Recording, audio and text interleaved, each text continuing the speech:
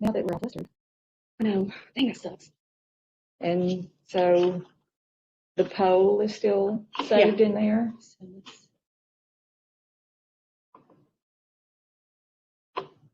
We're now live. Why can't I hear it?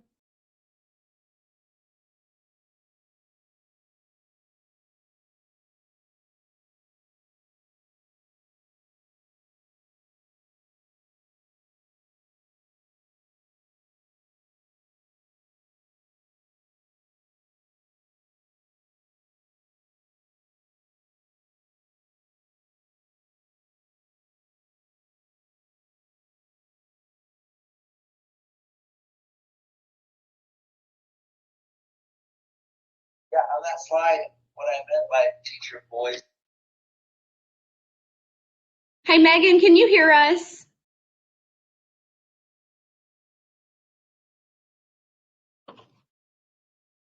Hi, ladies. Yes, we can hear. I can hear you great. Okay, great. Thank you. Thank you. You're welcome. And if you guys are good, We believe so. Yeah. I'm sure you all are going to do great. We've had some technical difficulties up until 1 minute ago, but we think we're okay now. Okay, great, great. Okay, so I can see your screen. It looks beautiful. You ladies look beautiful, and I'm excited to be here. Thank you. We are too. Thank you. Will you let us know when, like, to begin or when everyone is officially ready or whatever? Yeah, absolutely. So so it's 10:10, and we will begin in 5 minutes. Okay. Thank you. You're welcome.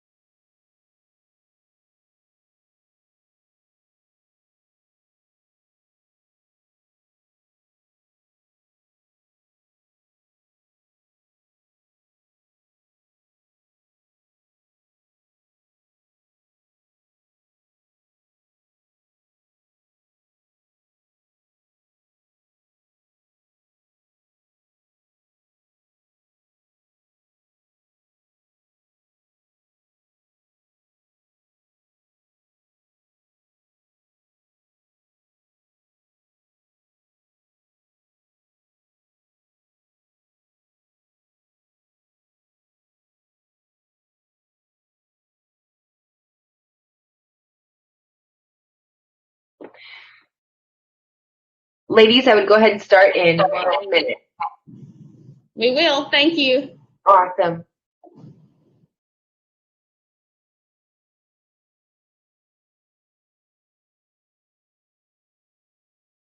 So Megan, do we need to hit start talk or anything? I think I've already hit that. Yes, you are good. You are all set. Sounds good.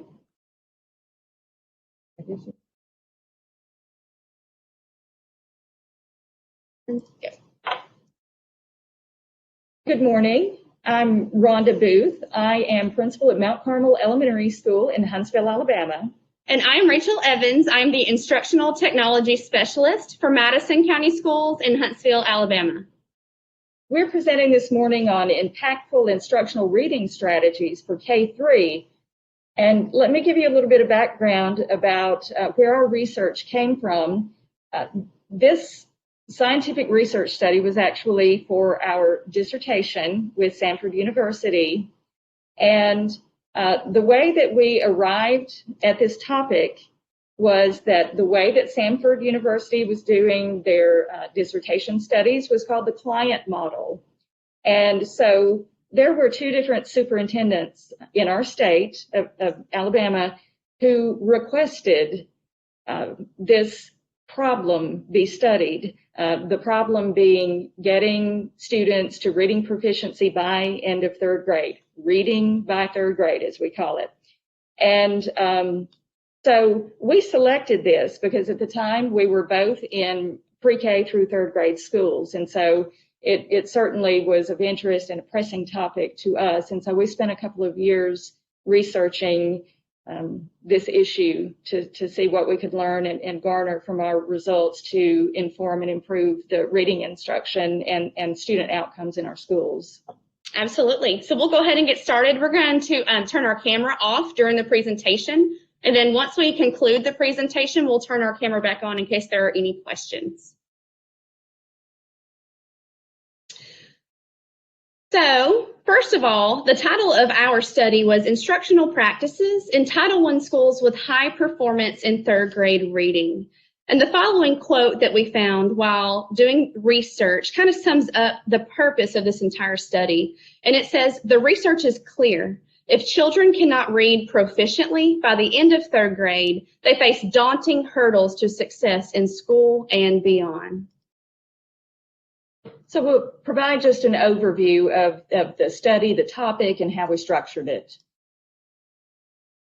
As we began looking into the concept of reading by third grade, several themes emerged. The science of reading, and this is all something that we're very interested in and learning more and more about every day. As we studied the science of reading, we created a framework. And that framework is divided into two major components, one being the mechanics of reading and the other making meaning from reading. And mechanics of reading encompasses phonological, phonemic awareness, phonics and fluency. And then when we transition to making meaning, that includes vocabulary, teaching of comprehension strategies, and building wide conceptual and background knowledge. Another theme that arose during our research was the theme of third grade, the significance of third grade. Some of the information that we found while studying this includes if current trends hold true, 83% of children from low-income homes are at increased risk of dropping out of high school because they could not read proficiently by the end of third grade. As we all know, third grade is a pivotal year, and that has been proven through recent legislation, especially in Alabama with the Alabama Literacy Act, and I know that other states have adopted legislation that is very similar. We also found that after third grade, able readers have finished learning to read, and they have begun reading to learn. And then lastly, in Alabama, 28% of fourth graders were proficient in reading on the NAEP, and 42% were below basic. And below basic is the very lowest category that a student can score in. Poverty was another theme that emerged from our research. In Alabama, only 16% of fourth graders receiving free or reduced meals were proficient in reading on the NAEP.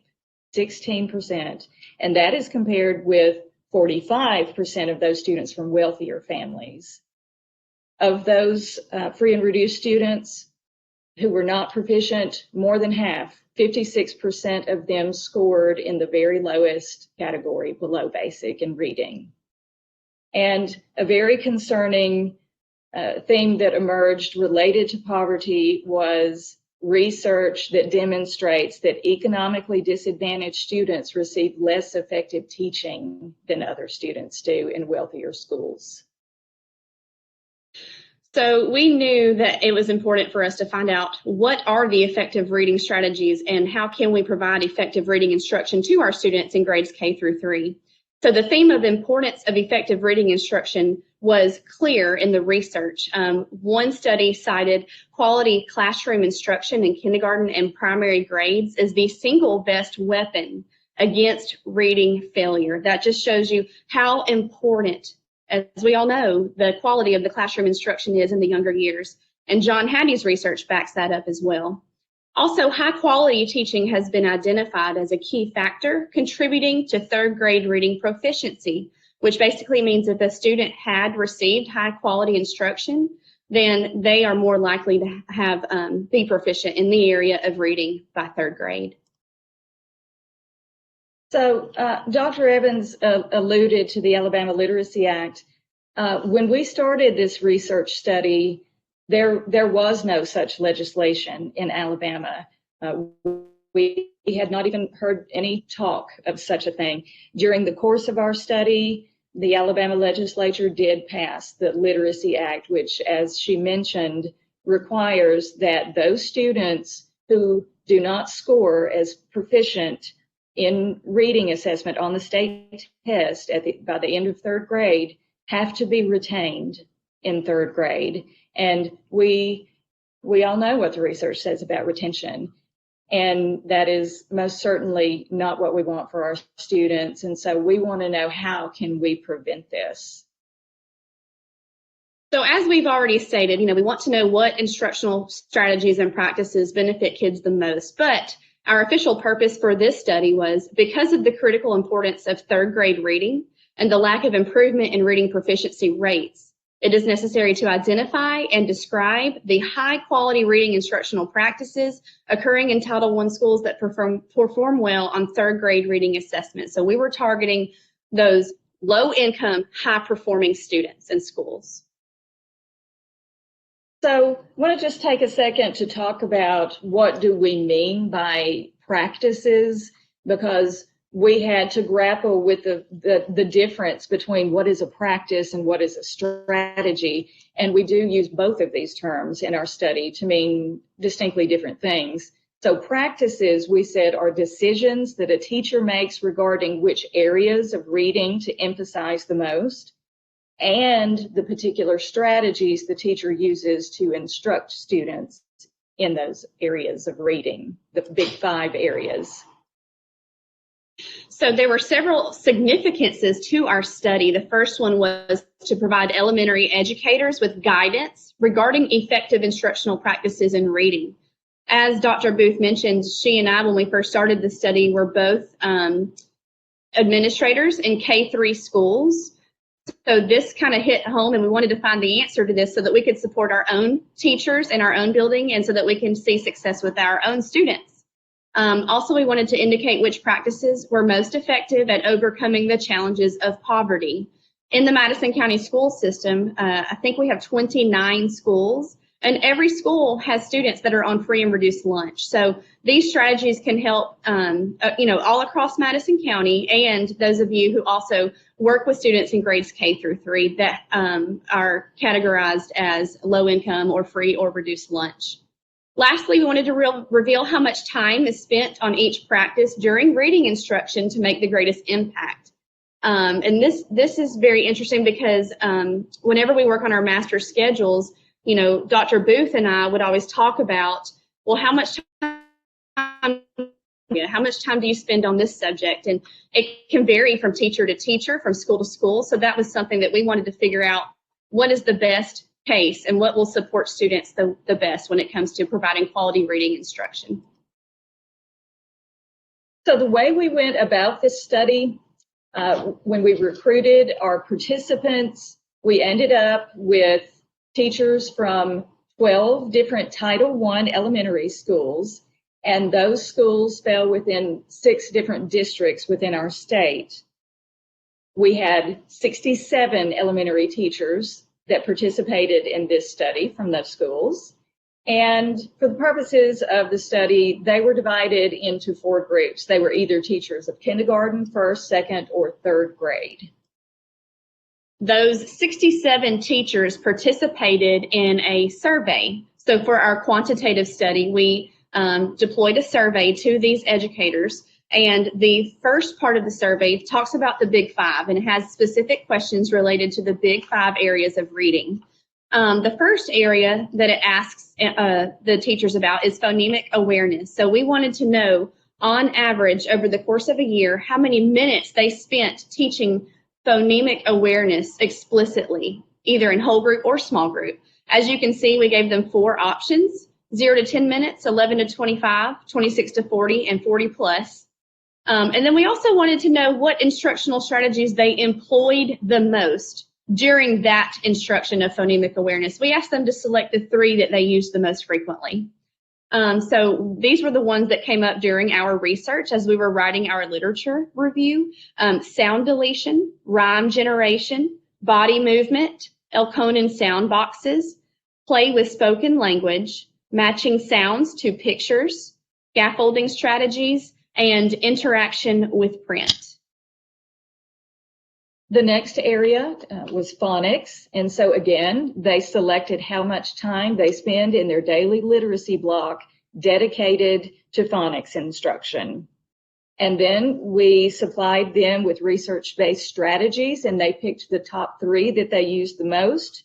The ones they had to choose from were tactile kinesthetic strategies, which is multisensory, letter cards, manipulative letters, segmenting and blending, dictation, reinforcing phonics through reading, decodables, and scripted teacher directions. The next area of the Big 5 areas of reading was fluency on the survey, and we also wanted to find out how many minutes they were spending teaching fluency. Also, we found the research-based strategies in that area, and we asked the teachers to choose the 3 that they used the most frequently during fluency instruction. Those included teacher modeling, paired dyad reading, timed readings, repeated readings, running records, choral or echo readings, sight word drills, monitored independent reading, performance-based reading, and leveled readers. The next area of the Big 5 areas of reading instruction is vocabulary. They selected how much time each day they spend in their literacy block teaching vocabulary, and they had those same choices. The strategies from which they could choose, their top 3 most frequently used, were multiple exposures in different contexts, illustrating the word, engaging in discussion about the word, giving examples and non-examples or synonyms, antonyms, vocabulary games, morphology, reading aloud to students from literature with rich vocabulary, and students generating original definitions. The 5th area that we inquired with the teachers about was comprehension. So we wanted to know how much time they spent on comprehension instruction during the school day. And we also found the research-based strategies that went along with comprehension through research. And so those included comprehension strategies, teaching story structure, higher order questioning, focused discussion on text meaning, selection of rich texts, guided oral reading, building conceptual and background knowledge, close reading, including text annotation, and teacher think-alouds that modeled the cognitive process. So beyond describing what instruction in the Big 5 areas of reading looks like, we had several other questions that we were very curious to know about. So these were other factors. We wanted to know from these teachers from successful Title I schools, does your school employ a systematic phonics progression for grades K through 2? Yeah, that was a yes or no question. We wanted to know, how long is your daily literacy block? So they had options to choose from there, all the way to something very low, 30 minutes, all the way up to 91 to 120 minutes. And then the top category was more than 120 minutes per day for a literacy block. Then small group instruction was another thing that we wanted to know. What percentage of your literacy block is spent in small group instruction versus whole group instruction? And so they had 5 different sort of ratios there that they could choose from, ranging from 10% whole group and 90% small group. And then on the other end of the spectrum, 10% whole group and 90% small group. Oh, I think that's a typo there. The other way around. But and then there was everything in between. And of course, we needed to know what grade level they taught. So at this time, we're going to use the poll feature in our platform here. So if you are able to, we're going to launch a couple of polls, because we want to see what your school does or what your district does that you believe in relation to small group, whole group instruction, daily literacy block, the amount of time related to that, and if your school or your school system employs a systematic phonics progression. So Dr. Booth, would you like for me to launch one at a time or all 3? Just, yeah, let's do them one at a time and read.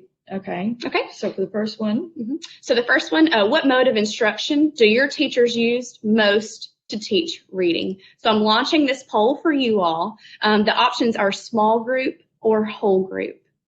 So I hope that you all can see that and you can respond.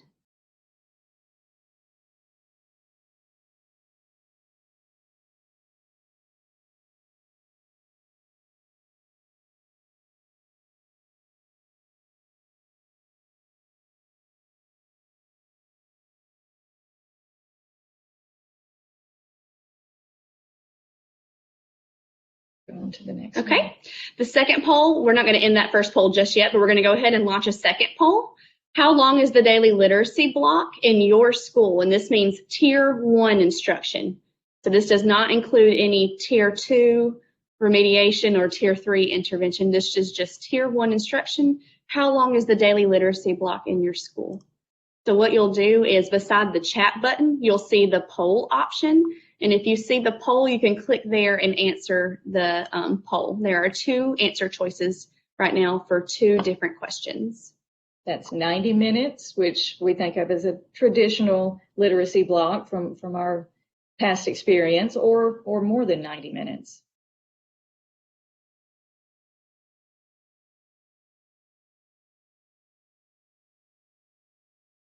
And while you're answering that, the third poll says, does your school employ a systematic phonics progression for grades K and 1?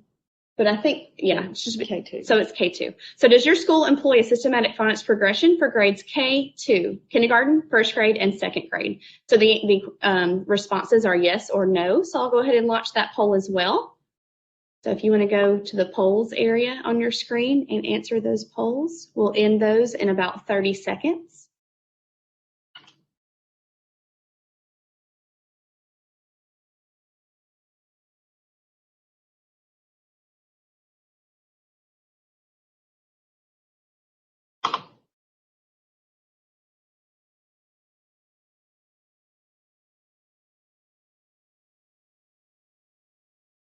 Yeah.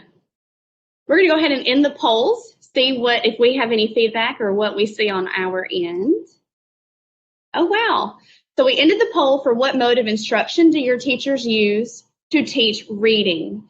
So 52% of you chose small group and 48% of you chose whole group. So that's fairly even, which is used most often in the literacy. the literacy block. So that's fairly evenly split between small and whole group. Absolutely. All right, I'm going to go ahead and end poll number 2. It asked, how long is the daily literacy block in your school for Tier 1 instruction? 32% of you said 90 minutes, and 68% of you said more than 90 minutes. So that's interesting. I can't wait to share with you what we found in our study. Okay, and then we'll go ahead and end the third poll, and it asked, does your school employ a systematic phonics progression for grades K through 2? 82% of you said yes, and 18% of you said no. So thank you so much for participating in our poll. That is really good information. We appreciate that.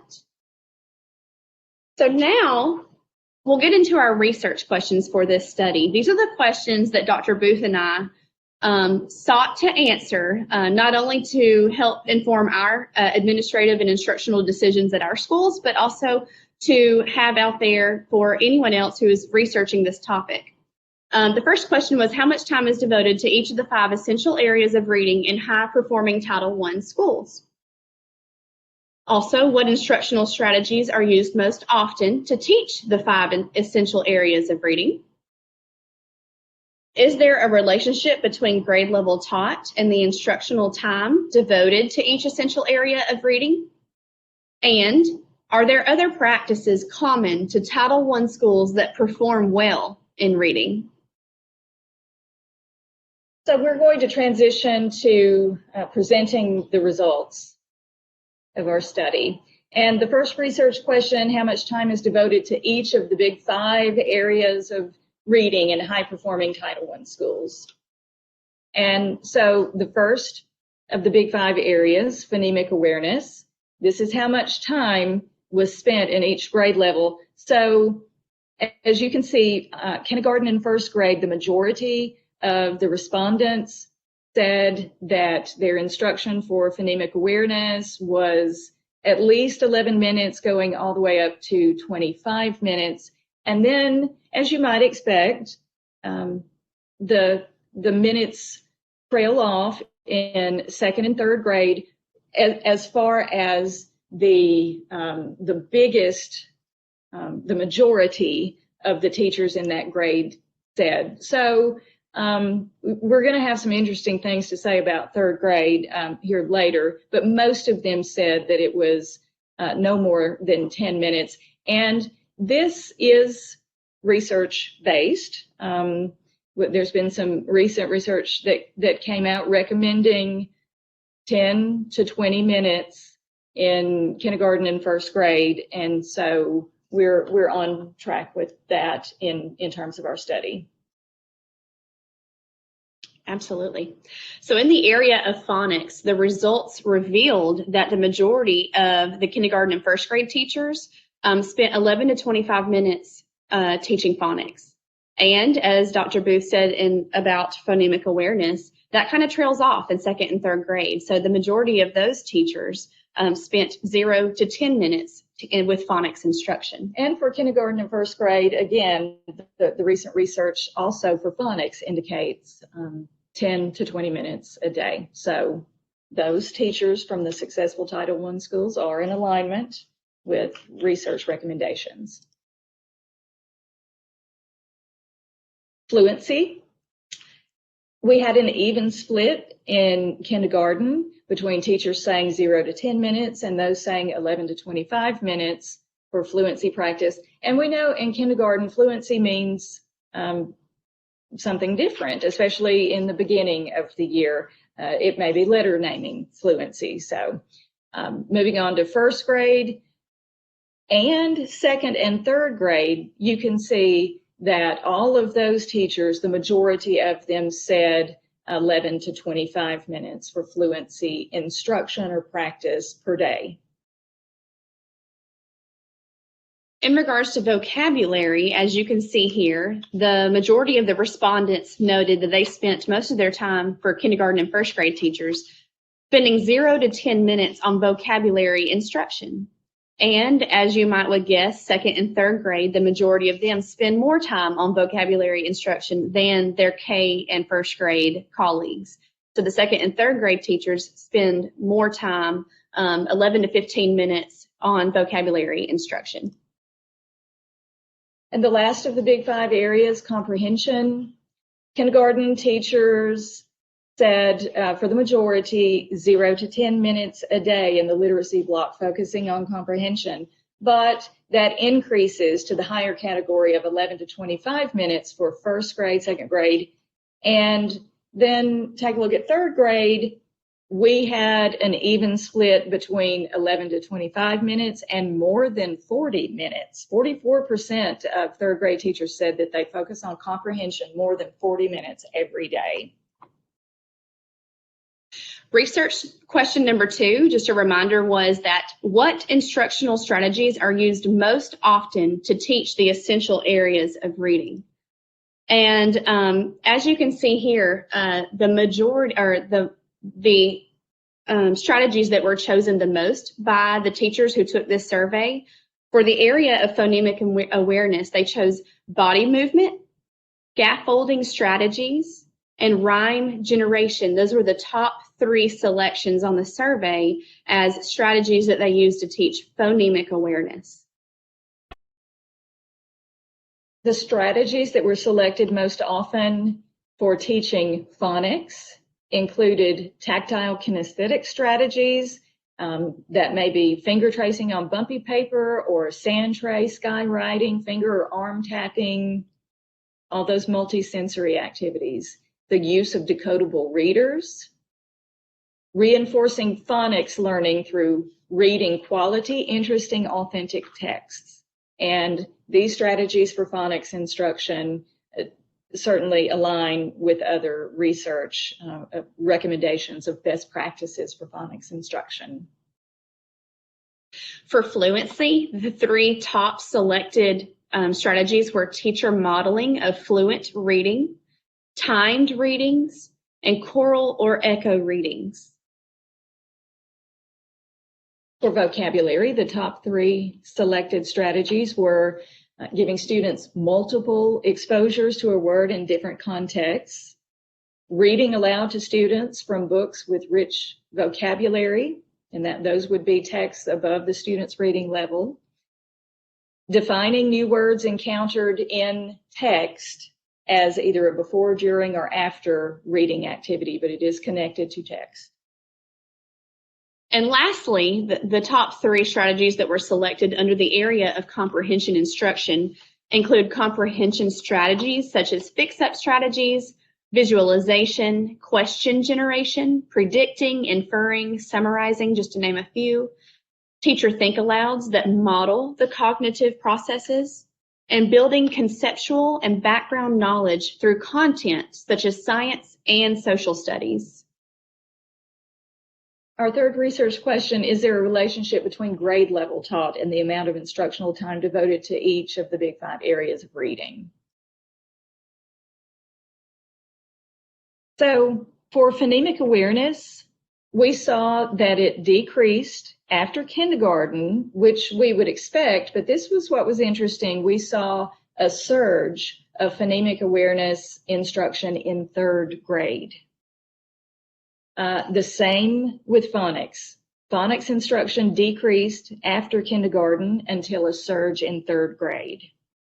Fluency instruction, interestingly, remained steady each year after kindergarten.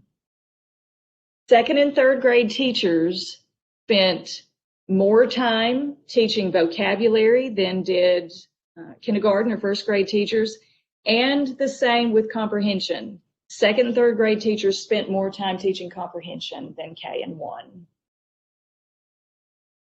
So still looking at research question number 3, we're looking at each area of reading taught the most. Where was each area of reading taught the most? So for phonemic awareness, that was taught more by kindergarten teachers than any other grade level, as well as phonics.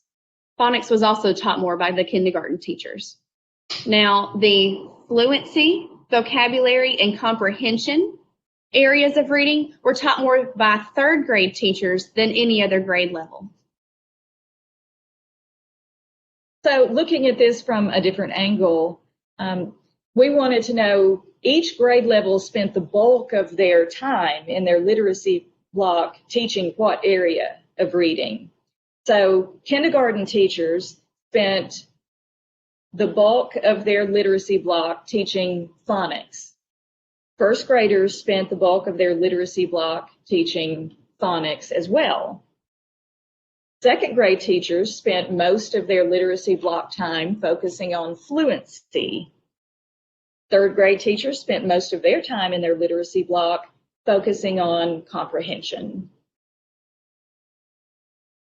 So just a reminder, research question number 4 was, are there other practices common to Title I schools that perform well in third grade reading?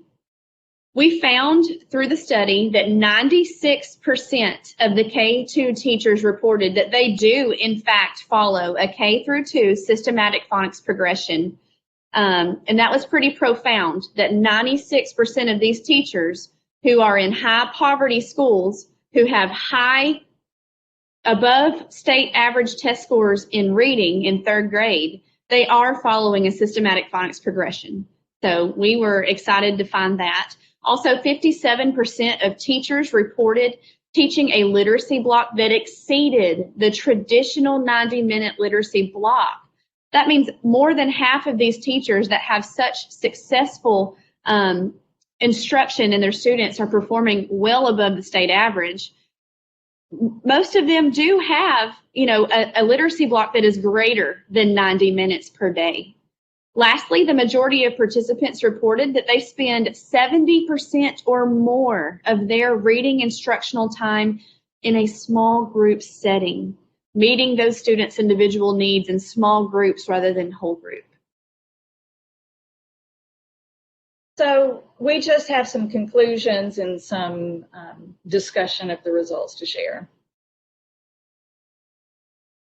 We noted that the surge in third grade phonemic awareness and phonics instruction may be intervention due to decreased instruction in those areas in the first and second grade, which our respondents shared with us, that instruction did decrease. And so we just suspect that when the kids get to third grade and they are faced with that state assessment coming up in the spring, that the teachers may be noting some holes and gaps that the students have accumulated over the past couple of years that they need to fill. Third grade reported teaching the longest daily literacy block, which reinforces the first comment that we just made. If they are going back and teaching more phonemic awareness and phonics, but we know they're spending a lot of time on comprehension, they need more time during the day to do all of that literacy work. May also be due to those teachers trying to compensate for missing skills that have accumulated. The small amount of vocabulary and comprehension instruction in grades kindergarten and 1 may be what is posing challenges for students' comprehension in third grade. We saw a lot of phonemic awareness and phonics instruction in kindergarten and first grade, and not as much focus on comprehension. And as we know, comprehension can even be oral comprehension through read alouds that really needs to start in pre-K. So based on these results, we drew some obvious conclusions. So first of all, teachers in these effective Title I schools dedicated sufficient time each day to developmentally appropriate areas of reading. So they spent an appropriate amount of time teaching each of the big 5 areas that were related to their grade level and their standards. Also, teachers allocated a majority of their reading instructional time to working with students in small groups where instruction may be tailored to meet students' needs and their individual needs through differentiation, having those small groups, having students spending more time in small groups. So you can really see where a student maybe is struggling and try to address it rather than having that whole group instruction. We also found that teachers implemented a systematic phonics progression from kindergarten through second grade to avoid gaps in students' knowledge of phonics skills, and you'll recall that percentage was just overwhelming. Teachers utilized instructional strategies that provided additional support for students. In all of the big 5 areas, those top 3 strategies that were reported, we just noticed some themes, and those were multi-sensory activities in a variety of areas of reading, a lot of scaffolding techniques built into the instruction, a lot of repetition and revisiting concepts and practicing, and also a lot of teacher modeling. And keep in mind, these were schools who seem to be more successful than others at overcoming the negative effects of poverty as related to learning to read. So we did draw the conclusion that these types of activities are very supportive of students who may be facing barriers. So based on our results and our conclusions, we formulated some implications for practice. First of all, we thought that the development of a framework for how time should be spent in a literacy block at each grade level would be very beneficial. We thought that it could ensure equity of instruction across a school or district, provide guidance for new teachers, and inform administrators' supervision of instruction. Also, an implication for our professional practice would be the development of a strategy guide for teachers, especially new teachers, to use as they plan for effective reading instruction. Obviously, the adoption of a systematic phonics progression for a school or your district. This is something that certainly eliminates gaps in students' knowledge of phonics. We came up with some recommendations for administrators. First of all, discover through observations specific ways the most successful teachers in your school implement and execute the effective instructional strategies that we identified. You know, how are they implementing that, and what does that look like in their classrooms? Also identifying through interviews and observations, again, how the most effective teachers in your school blend together the big 5 areas of reading into a cohesive literacy block. We know that all of these 5 areas of reading should be incorporated every day in every grade level, but it's a lot of information to take in. It's a lot to juggle. How do these pieces of the puzzle fit together in a coherent, cohesive way to support student learning the most? And so those first 2 things, these recommendations, if we were to continue our research study, this is what we would do. We conducted a quantitative study. It did not include a qualitative component. We would love to, now that we've got the results of which strategies are implemented the most, we would love to go and be able to interview those successful teachers or observe their classrooms to get more information on, okay, what does that really look like in practice in their classroom? We know that they're reporting multi-sensory instruction. How do they do that? We know that they model a lot. They implement a lot of scaffolding. What does that mean? What does it look like in practice? And that really can only be done, to the greatest extent through talking to these teachers and watching these teachers. But that's something that you can do in your building. You know who has the best data. It's up to us as administrators to know what's going on there.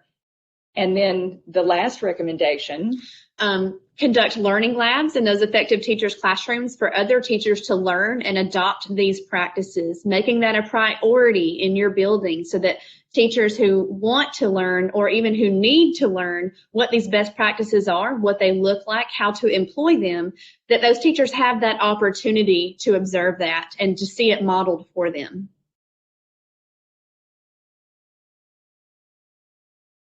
So that is our presentation. We're going to turn our camera on now. So Megan, I didn't know if there were any questions in the chat, but if there are any questions from anybody, we are so happy to answer them. So if you have any questions, just let us know. We allotted some time for question and answers because we thought that this would probably spark a lot of interesting discussion.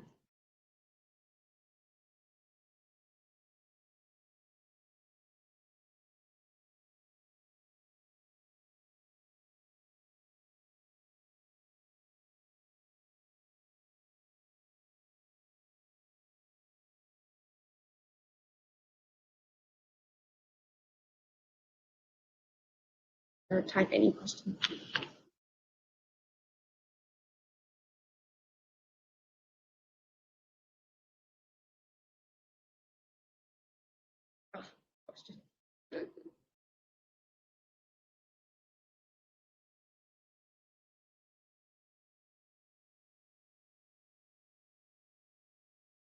I said when we're done, just to there's one. you send out the strategy guide. So Janice asked, will you send out the strategy guide and this presentation? Yes, absolutely. So this presentation should be attached to this platform somehow. We uploaded it earlier as part of this presentation. But if you cannot locate it, then yes, absolutely we will. That will not be a problem. Email. And you can also email us. These are our email addresses. If you want to email us so that we have your direct contact information, we can definitely send that to you. Lisa says, I would be interested in knowing how the teachers spend 70% of teaching time in small group instruction. What are the other students doing at that time and who is monitoring? Yes, and that is something that we could find when we go and observe those teachers and interview those teachers. Something that a quantitative study cannot give us the information for. But yes, Lisa, we had the exact same question.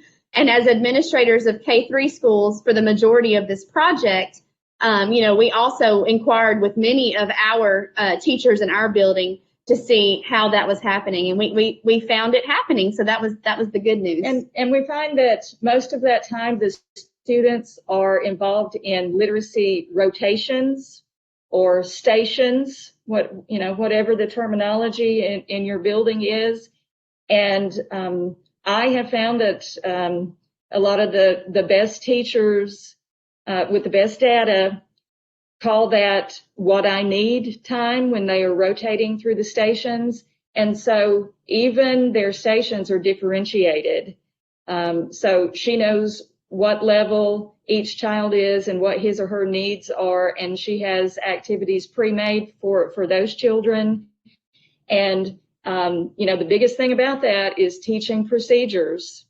And even in kindergarten, they can learn how to function independently with enough teacher support and modeling and teaching of that at the beginning of the year. And so they are engaged in listening to reading, writing, reading to each other while the teacher is engaged in all of that small group instruction. So Kia says that that they found the presentation in the session details tab under document and links. And many of you are asking, how can we make the reading instruction more engaging and productive during remote learning? And then someone asks, how does this look like in a virtual environment? Someone else asks, how can this be applied in a hybrid setting? How does this look in a virtual environment? Okay, so I'm going through that right now with my students. We have been remote at times. Right now we are on a hybrid schedule. That just depends on the particular situation at this time. So we do have to remain flexible, and we do have to figure out how does this translate. And so my teachers have found that still conducting small group instruction during remote or hybrid instruction is obviously where your bang for your buck is. Some of our teachers conduct a whole group lesson for reading, and then they break off for the rest of the day into various small groups. And they are small. They are very targeted groups. And so this takes the teacher most of the day to meet with all of those small groups. And our teachers are still implementing the multisensory strategies, even though it's remote. And so she has her camera and she is modeling for them the air writing, and she is showing them using the bumpy paper, and she watches them do it too. So it's not ideal, it's not as easy, and it is extremely time consuming, but they devote that time to virtual small group.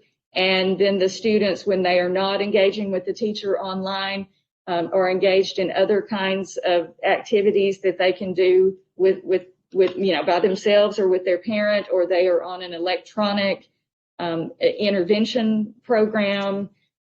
So I have been impressed at our teachers' ingenuity in figuring out how to make this work across a computer screen. Absolutely.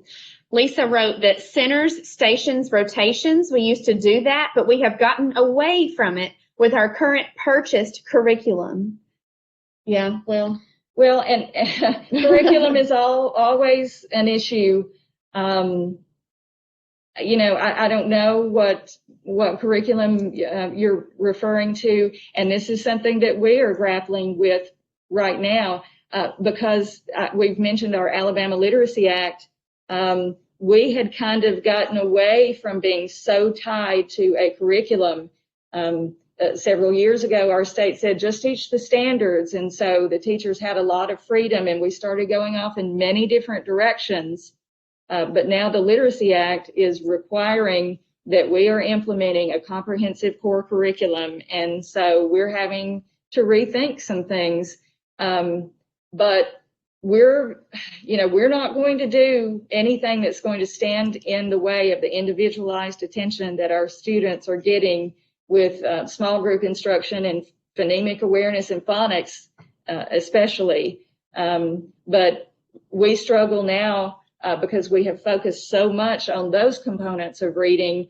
Okay, how do we ensure that vocabulary and comprehension are not getting the short end of the stick, as you know, in kindergarten and first grade, because we're so focused on the mechanics of reading, which is essential, but it has to sit within an overall literacy program that incorporates all of the Big Five areas of reading. And now there are 2 areas of reading that have been added to the Big Five. We now have the Big Five plus 2, and that is oral language and writing. And so that is a whole lot to put together. And, you know, bringing your teachers together, especially as a grade level, and having them be a professional learning community and working as a collaborative team, I just don't think that this can be done without that structure in place in your school. They have to lean on each other and put their heads together to figure out how these pieces fit together, and to really focus on monitoring that student learning in all of these areas, and pitching in and providing intervention when the students are not quite getting there. Just constant daily intervention on the tier 2 level.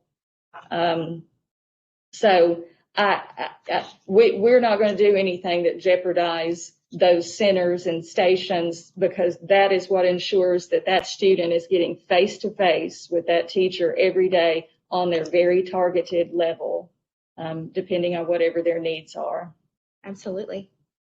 Are there any other questions regarding the study or anything related to reading instruction? Okay, Lisa, correct. Using an integrated approach is necessary. You're also correct that it takes a lot of planning and a lot of time. I appreciate all the work that you've done and shared. Oh, thank you so much, Lisa. Thank you. We're glad that you were able to attend with us today, and feel free to email us and reach out if you have any other questions as well. We'll stay on for a little bit longer if any of you have any other questions. I know there's a small delay on this platform, so we'll stay for a little bit. And if there are no more questions, we will go ahead and end the session. Thank you for your attendance. It's always a joy to be able to talk about reading. Absolutely.